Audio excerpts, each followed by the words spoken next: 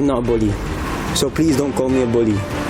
Kasi, it's like, I thought we were close na kasi, pero hindi pala sa side mo rin. So gets ko na kung bakit.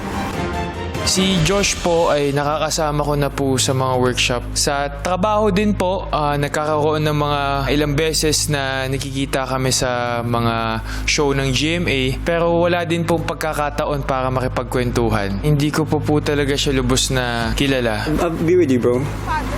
I did not like you outside. Straight up. Kaya nung pumasok ka, nabigla ako. I was like, whoa, he's here. You never looked at me, bro. I always tried to get close to you. Mabait ka lang sa akin sa harapan ng iba. Mabait ka lang sa akin pag doon yung managers natin, mga ibang tao. I wouldn't say we have a friendship outside. When I first met him, he is... Ang hirap lapitan. He's a snob. Pinapansin niya lang po ako pag may mga camera. I don't wanna talk bad.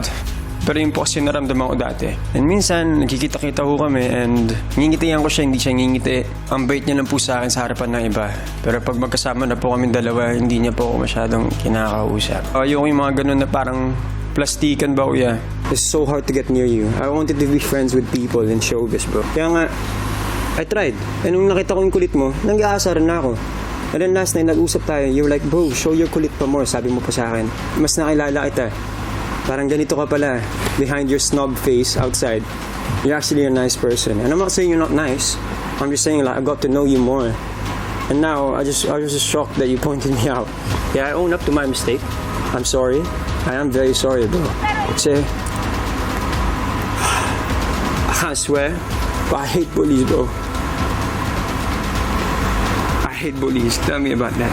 And saying I was all this, all that, I was a bully. I was like, how can I be a bully if you're the one bullying me before? How can you say that to me in front of everybody? Lalo na kuya, aminin ko sa inyo. Nung first night pa lang po, may nasabi po siya sa akin na tumatak talaga sa akin kuya. At naisip ko, okay, ito na naman. Pero nasa bedroom ho kami, tinignan niya po ako. Tapos sabi niya, ba't parang hindi ka masaya na nandito ako? Naisip ko, ba't kailangan niya sabihin yun kuya? I've been bullied so much bro.